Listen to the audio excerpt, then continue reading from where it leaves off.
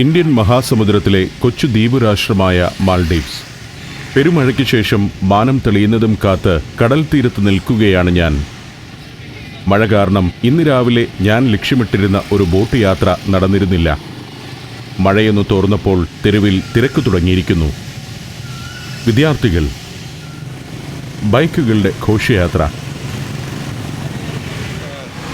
തെരുവിൽ നിറഞ്ഞു നീങ്ങുന്ന ആളുകളും ഇരുചക്ര വാഹനങ്ങളും, കേരളത്തിലേതിനു സമാനമായ രൂപമുള്ള മനുഷ്യർ.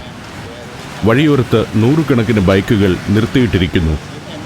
കച്ചവട സ്ഥാപനങ്ങൾ, സ്കൂളുകൾ, വസ്ത്രശാലകൾ, വിവിധ ദ്വീപുകളിൽ നിന്നെത്തുന്ന മാൽഡീവ്സിൻ്റെ പൗരന്മാർക്കു വേണ്ടി കാത്തിരിക്കുന്ന കടകൾ, നാഷണൽ മ്യൂസിയം. 5.25 സ്ക്വയർ കിലോമീറ്റർ മാത്രമേ വിസ്തൃതിയുള്ളൂവെങ്കിലും മാലെ ഒരു വലിയ തലസ്ഥാന നഗരത്തിൻ്റെ പരിച്ഛേദമാണെന്ന് പറയാം. ഉച്ച കഴിഞ്ഞപ്പോഴേക്കും മഴ തോർന്നെങ്കിലും ആകാശം മൂടിക്കെട്ടി നിൽക്കുകയാണ്. മാൽഡീവ്സിലെ ഏറ്റവും പ്രശസ്ത ദേവാലയമായ ഗ്രാൻഡ് ഫ്രൈഡേ മോസ്കിന് മുന്നിലാണ് നടന്നെത്തിയിരിക്കുന്നത്. മാലയുടെ ലാൻഡ്മാർക്കായ ദേവാലയം. മുൻഭാഗത്ത് കാണുന്ന ഈ കെട്ടിടം ഇസ്ലാമിക് സെൻ്ററാണ്. 2008 നവംബർ മുതൽ മാൽഡീവ്സിൻ്റെ ഇസ്ലാമിക കാര്യ മന്ത്രാലയം പ്രവർത്തിക്കുന്നതും ഇവിടെയാണ്. നിരവധി ഓഫീസുകൾ, ഒരു വലിയ കോൺഫറൻസ് ഹാൾ, ഇസ്ലാമിക ലൈബ്രറി എന്നിവയും ഇതിൽ പ്രവർത്തിക്കുന്നു. ഇസ്ലാമിക് സെൻ്ററിൻ്റെ പിറകിലാണ് grand Friday mosque.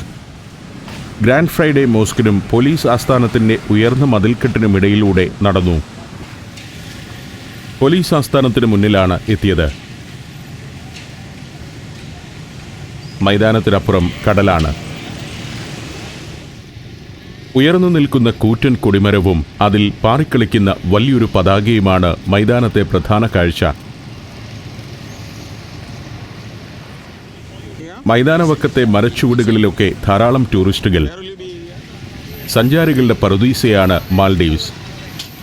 Presidential boat ജെട്ടിക്ക് സമീപം ബ്രേക്ക് വാട്ടറിലെ ഒരു സ്വിമ്മിംഗ് പൂളിന് സമാനമായ ജലത്തിലെ കാഴ്ചകളും കണ്ടുകൊണ്ട് ഞാൻ നിന്നു. രാവിലെ കോരിച്ചൊരിയുന്ന മഴയായതിനാലാണ് ഒരു ബോട്ടിൽ കയറി മറ്റു ദ്വീപുകളിലേക്ക് പോകാനുള്ള പരിപാടി ഞാൻ ഉപേക്ഷിച്ചത്.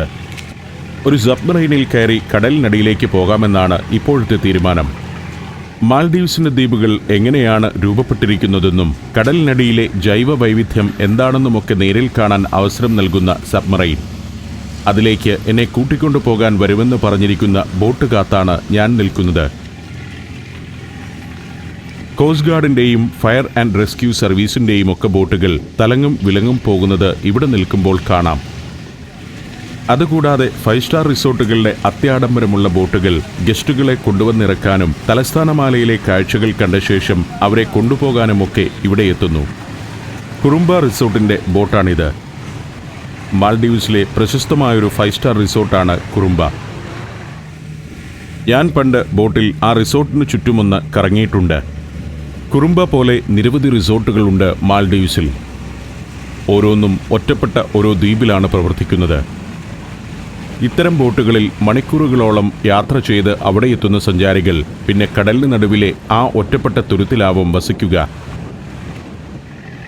ഇവിടെ എന്നെ അത്ഭുതപ്പെടുത്തുന്ന ഒരു കാഴ്ച ഇതാണ്.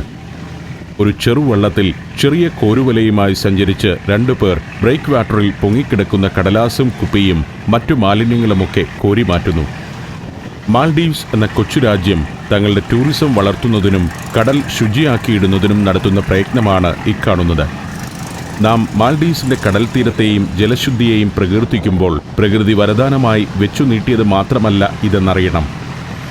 മനുഷ്യൻ എവിടെയുണ്ടോ അവിടെയെല്ലാം അഴുക്കും മാലിന്യവുമുണ്ടെന്നും മനുഷ്യൻ്റെ തന്നെ അധ്വാനം കൊണ്ട് ശുചിയാക്കിയാണ് പ്രകൃതി സൗന്ദര്യം നിലനിർത്തുന്നതെന്നുമുള്ള പാഠമാണ് ഈ കാഴ്ച നൽകുന്നത്. പ്രകൃതി സൗന്ദര്യം പ്രകൃതി തന്നെ നിലനിർത്തിക്കൊള്ളുമെന്ന ഒരു ധാരണ നമ്മിൽ പലർക്കുമുണ്ട്. പരിസ്ഥിതി സംരക്ഷണക്കാർ പോലും കെട്ടിടവും വിമാനത്താവളവുമൊക്കെ വരുന്നത് തടയുന്നതും വനനശീകരണത്തിനെതിരെ പ്രവർത്തിക്കുന്നതുമൊക്കെ മാത്രമാണ് പ്രകൃതി സ്നേഹമായി കാണുന്നത്. ചുറ്റുപാടുമുള്ള പ്രകൃതി ശുചിത്വത്തോടെയാണ് ഇരിക്കുന്നതെന്ന് ഉറപ്പുവരുത്തുന്നതും പ്രകൃതി സ്നേഹികളുടെ കടമയാണ്. കടലിൽ വീഴുന്ന കരിയില പോലും കോരിമാറ്റാൻ ആളുകളെ നിയോഗിച്ചിരിക്കുന്നു നമ്മുടെ അയൽരാജ്യമായ മാൽഡീവ്സ്. ഇത് ചെറിയ കാര്യമല്ല. ഇന്ത്യക്കാരന് വലിയൊരു സന്ദേശം നൽകുന്നുണ്ട് ഈ കാഴ്ച. വർഷത്തിൽ എല്ലാ ദിവസവും ഇങ്ങനെ വള്ളത്തിൽ സഞ്ചരിച്ച് കടൽ ഭാഗം ശുചിയാക്കുന്നു ജോലിക്കാർ. കടൽ പോയിട്ട് ഒരു അമ്പലക്കുളം പോലും നമ്മൾ ഇങ്ങനെ വൃത്തിയാക്കിയിടുന്നില്ലെന്ന് ഇവിടെ നിൽക്കുമ്പോൾ ഞാൻ നിരാശയോടെ ചിന്തിച്ചു പോകുന്നു. 5 സ്റ്റാർ റിസോർട്ടുകളുടെ സുന്ദരൻ ബോട്ടുകൾ ഇടയ്ക്കിടെ ഇങ്ങനെ തീരത്തേക്ക് വരും. അതിൽ നിന്ന് ഉദ്യോഗസ്ഥരോ ജീവനക്കാരോ ടൂറിസ്റ്റുകളോ പുറത്തിറങ്ങും. ഇവർ തിരികെ റിസോർട്ടിലേക്ക് പോകേണ്ട നേരമാകുമ്പോൾ വീണ്ടും ഇതേ ബോട്ടുകൾ വരും. റിസോർട്ട് വ്യവസായത്തെ മാൽഡീവ്സിൻ്റെ തലസ്ഥാനവുമായും എയർപോർട്ടുമായും ബന്ധപ്പെടുത്തുന്നത് ഈ ബോട്ടുകളാണ്. എല്ലാം ആധുനിക സൗകര്യങ്ങളോട് കൂടിയതും വിദേശത്തു നിന്നും ഇറക്കുമതി ചെയ്തതുമായ ബോട്ടുകളാണ്. ഇത്തരം ഡിങ്കി ബോട്ടുകൾ റിസോർട്ടുകളിലേക്ക് അവശ്യവസ്തുക്കൾ കൊണ്ടുപോകാൻ എത്തുന്നവയാണ്. കേരളത്തിൻ്റെ ടൂറിസം രംഗം കായലുമായും കടലുമായുമൊക്കെ ബന്ധപ്പെട്ട് കിടക്കുന്നതാണെങ്കിലും ആധുനികമായ ഇത്തരം ബോട്ടുകളുടെ അഭാവം ഒരു പ്രശ്നം തന്നെയാണെന്ന് എനിക്ക് തോന്നിയിട്ടുണ്ട്. പരമ്പരാഗതമായ കുറേ മരബോട്ടുകളും വാട്ടർ ട്രാൻസ്പോർട്ട് ഡിപ്പാർട്ട്മെൻറ്റിൻ്റെ ചന്തമില്ലാത്ത ബോട്ടുകളുമല്ലാതെ വൃത്തിയുള്ള ബോട്ടുകൾ കേരളത്തിൽ കാണുന്നില്ല. പിന്നെയുള്ളത് ഹൗസ് ബോട്ടുകളാണ്. ഒരു ദിവസത്തിലേറെ നീളുന്ന കൗതുകത്തിനോ ആസ്വാദ്യതയ്ക്കോ ഉള്ള സംവിധാനങ്ങളൊന്നും ഹൗസ് ബോട്ടുകളിലുമില്ല. മാൽഡീവ്സിൽ ഓരോ കാര്യത്തിനും വ്യത്യസ്തതയാർന്ന ബോട്ടുകളുണ്ട്. ഉദാഹരണത്തിന് ഈ വരുന്ന ബോട്ട് സ്കൂബ ഡൈവിങ്ങിനുള്ള സൗകര്യമൊരുക്കുന്നതാണ്. അതിനുള്ള ഉപകരണങ്ങൾ സൂക്ഷിക്കാനെല്ലാമുള്ള സംവിധാനങ്ങൾ ഇതിലുണ്ട്. എല്ലാം പ്രൊഫഷണൽ രീതിയിൽ തന്നെയാണെന്ന് ചുരുക്കം. ടൂറിസം ഇന്റർനാഷണൽ നിലവാരത്തിൽ എങ്ങനെ നടത്താമെന്നത് സംബന്ധിച്ച് സായിപ്പ് മാൽഡീവ്സുകാർക്ക് നൽകിയ പരിശീലനത്തിൻ്റെ ഫലമാണിത്. നോക്കൂ, ഈ ബോട്ടിൽ തന്നെ എന്തെല്ലാം സന്നാഹങ്ങളാണെന്ന്. ടൂറിസം രംഗത്ത് അന്താരാഷ്ട്ര നിലവാരം കൈവരിക്കാൻ നമ്മൾ ഇനിയും എത്ര വളരേണ്ടിയിരിക്കുന്നു എന്ന ചിന്തയോടെയാണ് ഞാൻ ഇവിടെ നിൽക്കുന്നത്. Germany, Poland, Bosnia and Herzegovina, Kyrgyzstan.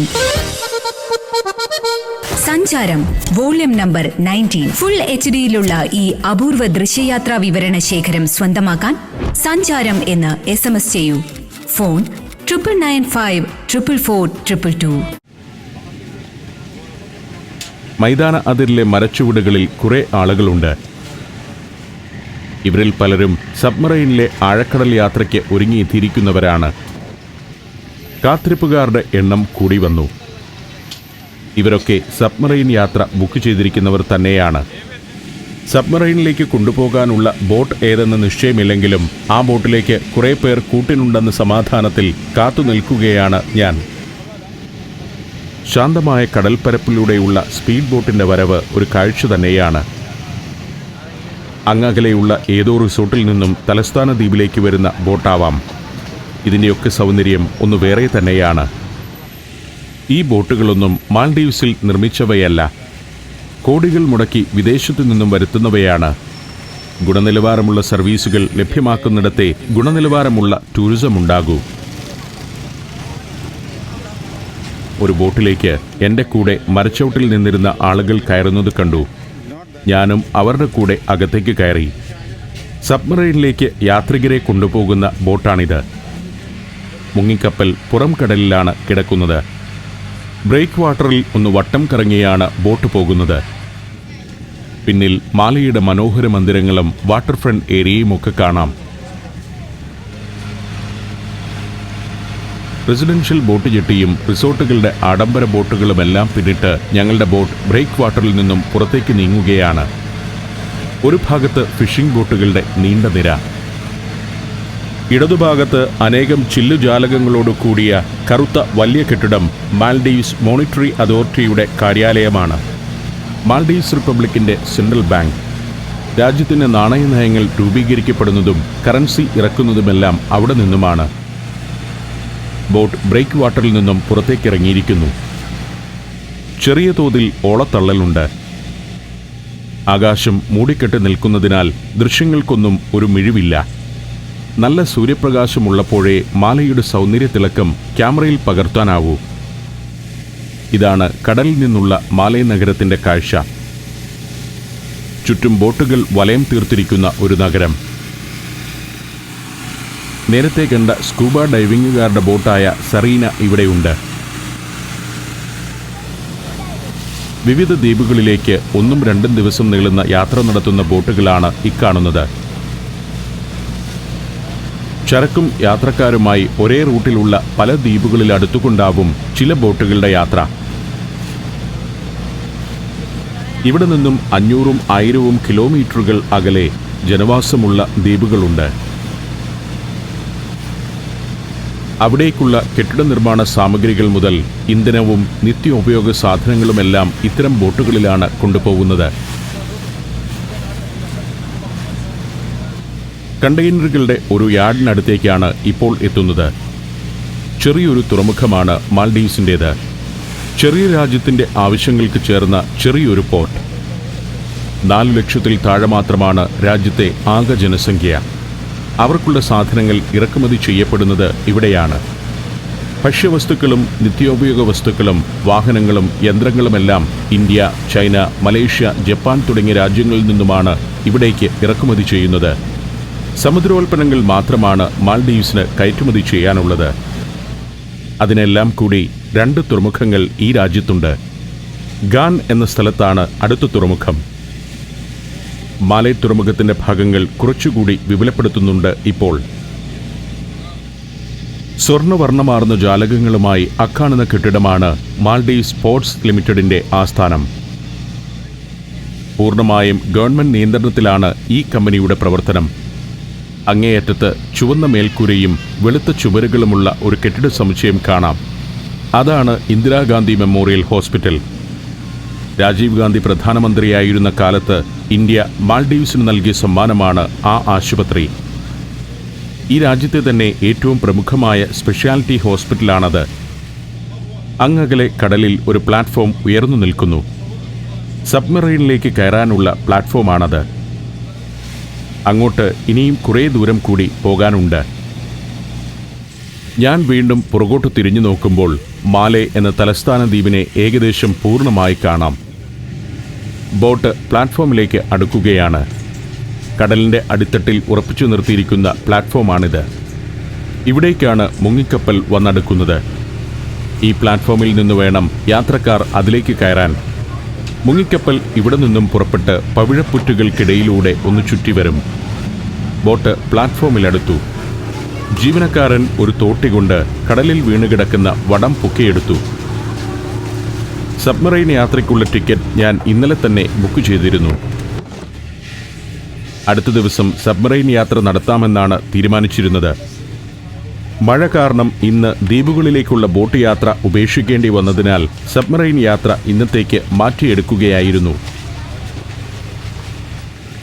ഞാൻ പ്ലാറ്റ്ഫോമിലേക്ക് കയറി.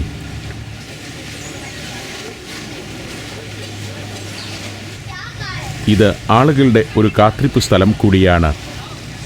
ഇതുപോലെ തന്നെ മറ്റൊരു പ്ലാറ്റ്ഫോം മറുവശത്തും കാണാം. ഇതിനു രണ്ടിനുമിടയിലാണ് സബ്മറൈൻ പൊങ്ങിവരിക. സബ്മറൈനിന് ആവശ്യമായ ഇന്ധനവും ശുദ്ധവായുവുമൊക്കെ സംഭരിച്ചു വച്ചിരിക്കുന്നത് അവിടെയാണ്. ഇതാണ് ആ അന്തർവാഹിനി. വെയിൽ സബ്മറൈൻ എന്നാണ് പേര്. ഒരു സാധാരണ മുങ്ങിക്കപ്പലിൻ്റെ സാങ്കേതിക വിദ്യയിൽ പ്രവർത്തിക്കുന്ന വലിപ്പം കുറഞ്ഞ ഒരു അന്തർവാഹിനി. 50 യാത്രക്കാർക്കും 2 ക്രൂവിനും സഞ്ചരിക്കാനുള്ള സൗകര്യമാണ് ഇതിനുള്ളത്. 120 ടൺ ഭാരമുണ്ട് 73 അടി നീളമുള്ള ഈ സബ്മറൈനിന്.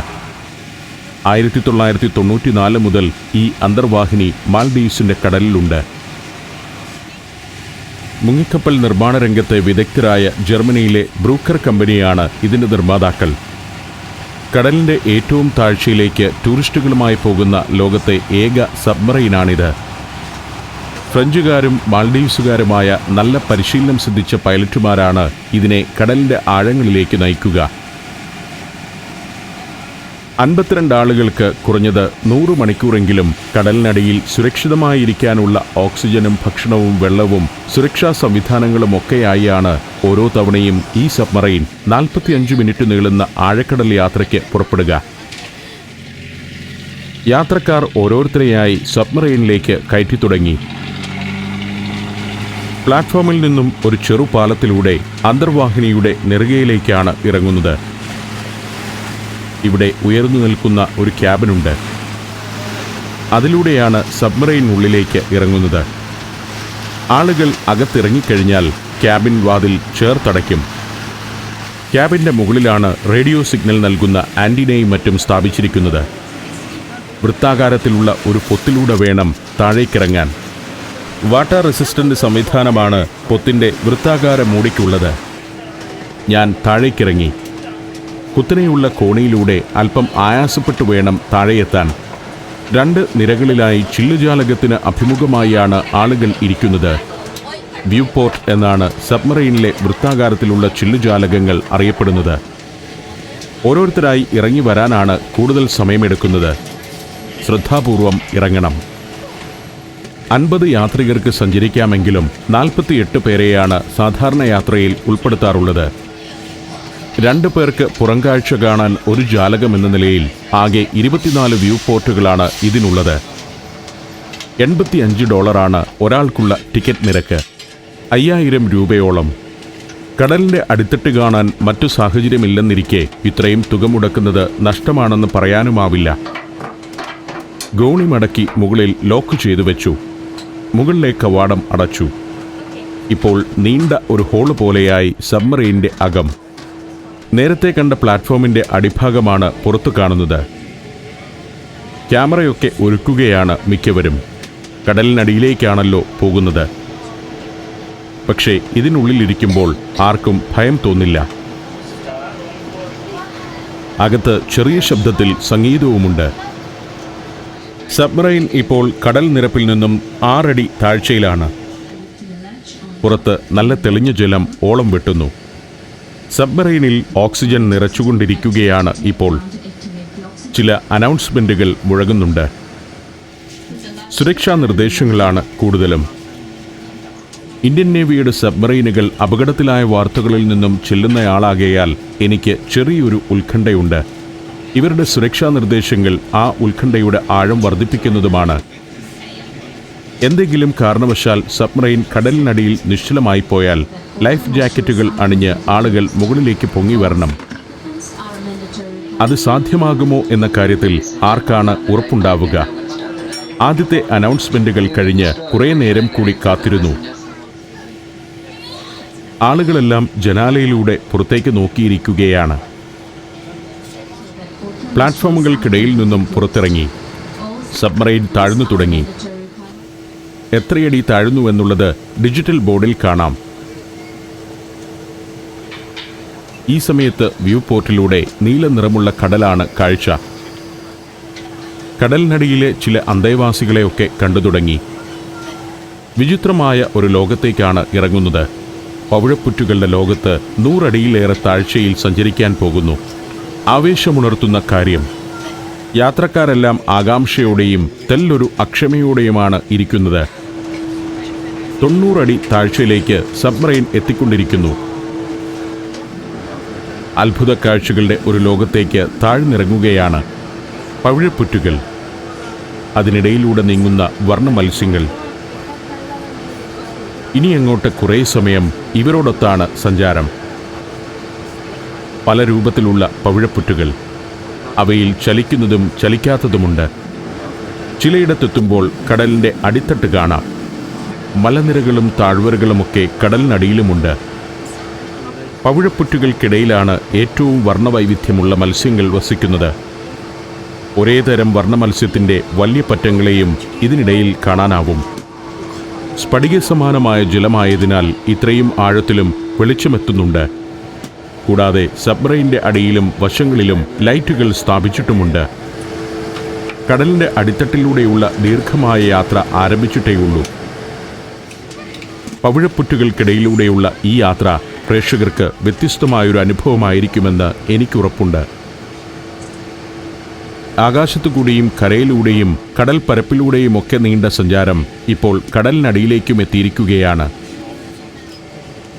കരയിലുള്ളതിലുമേറെ ജൈവ വൈവിധ്യത്തിൻ്റെ ലോകമാണ് കടലിനടിയിലേത്. ഭൂമിയിലെ ഏറ്റവും മനോഹരമായ ആവാസ വ്യവസ്ഥയാണ് പവിഴപ്പുറ്റിൻ്റെ ലോകത്തേത്.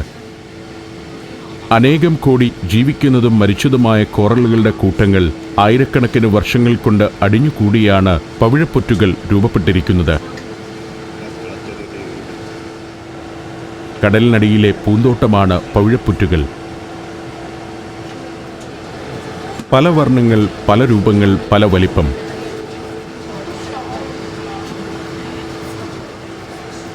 ഗുഹകളും ഗർത്തങ്ങളുമെല്ലാമുണ്ട്. അതിനിടയിലൂടെ സബ്മറൈൻ നീങ്ങിക്കൊണ്ടിരിക്കുകയാണ്.